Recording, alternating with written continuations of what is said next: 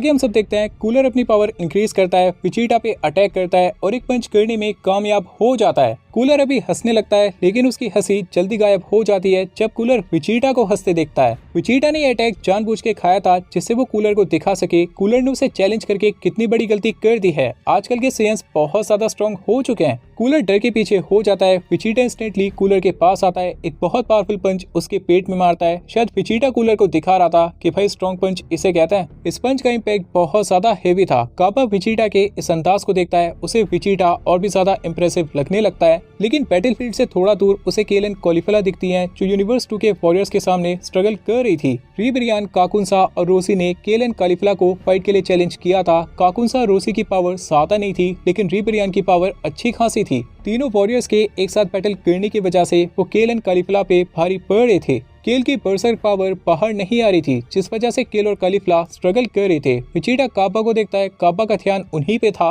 विजिटा काबा से कहता है वो जाके अपनी टीम मेंबर्स की मदद कर सकता है। विजिटा को उसकी मदद की कोई जरूरत नहीं है, विजिटा आराम से कूलर को हरा सकता है। काबा यहाँ से जाने वाला होता है। विजिटा कहता है उससे मदद की उम्मीद ना करे, अपना बैटल खुद करे, अपने दम पे ड्रैगन बॉल हासिल करके स्टेज 2 में जाए। काबा विजिटा की बात समझ जाता है बिकॉज विजिटा काबा को इसी तरह से मोटिवेट करता है। काबा केल और कॉलिफिला की मदद करने चला जाता है। विजिटा कूलर के पास आता है और कहता है अगर उसे अपनी हड्डियां नहीं तोड़वानी तो अपने आप अपनी ड्रैगन बॉल विजिटा के हवाले कर दे, और कूलर इस बात को सुन के हंसने लगता है। उसके बाद हम सब देखते हैं यूनिवर्स 2 के वॉरियर को जो केलन कॉलिफिला को काफी ज्यादा डोमिनेट कर रहे थे। काबा एक की ब्लास्ट करता है, सभी वॉरियर्स पीछे हो जाते हैं। काबा कॉलिफिला के पास आता है और कहता है आप इन तीनों से मार खा रही थी, मुझे तो ये तीनों इतनी टफ नहीं लगती। कॉलिफिला बताती है वो केल की वजह से ऐसा कर रही थी। कॉलिफिला को मार खाता देख केल की असली पावर बाहर आ सकती थी लेकिन इस बार ऐसा नहीं हुआ। इस बात को सुनने के बाद रिब्रियन, काकुनसा और रूसी को बहुत ज्यादा गुस्सा आ जाता है। तीनों का मजाक बन के आता है। यहाँ पे कॉलिफिला असली फाइट के लिए तैयार हो जाती है और केल से कहती है मैं और काबा 1v1 फाइट करेंगे, जिसका मतलब एक वॉरियर से तुझे फाइट करना होगा। केल डर जाती है और कहती है उससे ऐसा नहीं होगा, पर कॉलिफिला कहती है केल को खुद से आगे बढ़ना सीखना होगा, वो हर बार कॉलिफिला पे डिपेंड नहीं हो सकती। कॉलिफिला फाइट करती है रिब्रियन से, काबा फाइट करता है काकुनसा से, जिसका मतलब केल फाइट करेगी रोसी से। अभी चलते हैं यूनिवर्स 9 के बासिल, लवेंडर और बरगामो की तरफ। तीनों भाइयों को यूनिवर्स 11 की तरफ से प्राइड ट्रूपर्स का कैप्टन काशरल दिखता है। तीनों वॉरियर्स काशरल से बैटल करने लगते हैं और काफी आराम से उसे हरा के उसकी ड्रैगन बॉल ले लेते हैं। ये वाली ड्रैगन बॉल रखता है बरगामो बिकॉज तीनों भाइयों में वो सबसे ज्यादा स्ट्रॉन्ग था। ये तीनों आगे बढ़ने लगते हैं जिससे बाकी दो को भी ड्रैगन बॉल्स मिल सके, और अभी इनका सामना हो जाता है चिरन, टोपो एंड डिस्पो से। बासिल और लवेंडर बरगामो से कहते हैं वो प्लेनेट के सेंटर में चला जाए, उसके पास ड्रैगन बॉल है, वो स्टेज 2 के लिए क्वालिफाई हो सकता है। बरगामो कहता है पर वो 3 है और हम भी, अगर मैं चला गया तो वो 3 तुम दोनों पे भारी पड़ जाएंगे। डिस्पो इस बात पे कहता है चिंता मत कर, ऐसा नहीं होगा, हम प्राइड ट्रूपर्स हैं, अगर तुम में से बस 2 ही फाइट करना चाहते हैं तो हम भी बस 2 ही फाइट करेंगे।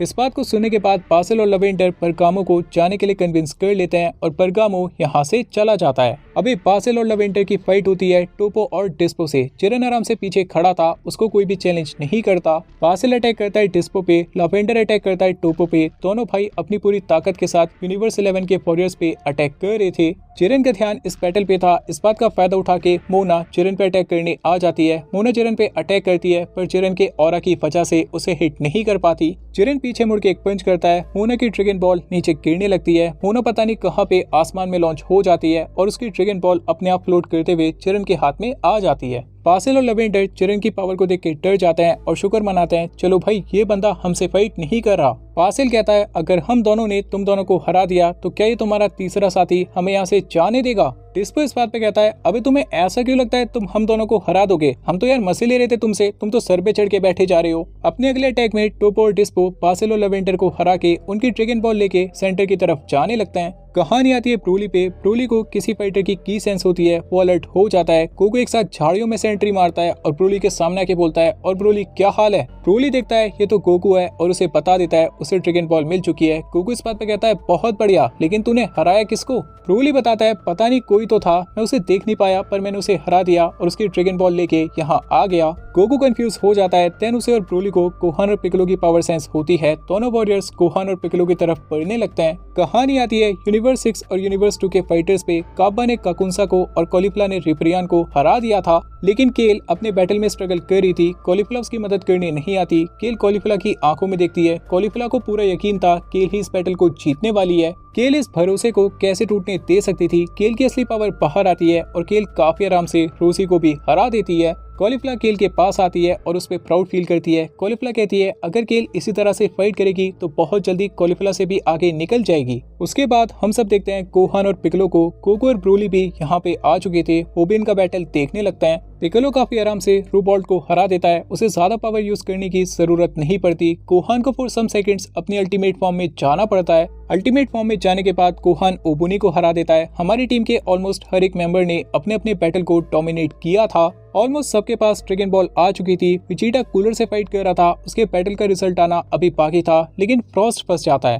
फ्रॉस्ट का सामना होता है केटो पेस्ला से, वही पावर रेंजर जिसके पास अलग अलग फाइटिंग मोड्स थे। सबसे पहले केटो पेस्ला बिना किसी मोड के फ्रॉस्ट से फाइट करता है, जिससे फ्रॉस्ट के फाइटिंग स्टाइल को एनालाइज कर सके। फ्रॉस्ट को लगता है वो तो आराम से केटो पेस्ला को हरा देगा, लेकिन उसके बाद केटो पेस्ला अपना स्ट्रेंथ मोड ऑन करता है, जिससे उसकी पावर फ्रॉस्ट से ज्यादा हो जाती है और वो फ्रॉस्ट को डोमिनेट करने लगता है। फ्रॉस्ट अपनी बल्क वाली ट्रांसफॉर्मेशन में जाता है, जिससे उसकी पावर तो काफी हद तक बढ़ जाती है, लेकिन उसकी स्पीड कम हो जाती है। केटो पेस्ला इस बात को समझ जाता है, अपना स्पीड मोड ऑन करता है और इसी के साथ केटो पेस्ला फ्रॉस्ट को हरा देता है। ये एक टैक्टिकल बैटल था जिसमें केटो पेस्ला के डिफरेंट फाइटिंग मोड्स ने उसे जीत दिला दी। अभी हम चलते हैं विजीटा वर्सेस कूलर के बैटल पे। कूलर ट्रांसफॉर्म हो जाता है अपनी गोल्डन फॉर्म में। विजीटा इस चीज को देखता है और सडनली उसे एक बात नोटिस होती है। विजीटा ट्रांसफॉर्म हो जाता है सुपर सैयन गॉड फॉर्म में, जो एक बहुत अच्छा आइडिया था। ये फॉर्म स्टेमिना बहुत कम ड्रेन करती है, इवन यूजर को हील भी करती है। कूलर विजीटा पे अटैक करता है। विजीटा भी बस डॉज और ब्लॉक करने पे फोकस करता है। कूलर अपनी पूरी ताकत लगा रहा था और विजीटा बैकफुट पे आ जाता है। विजीटा को थोड़ा बहुत डैमेज भी होता है, लेकिन कूलर बहुत जल्दी स्लो डाउन होने लगता है। उसके अटैक काफी वीक होने लगते हैं।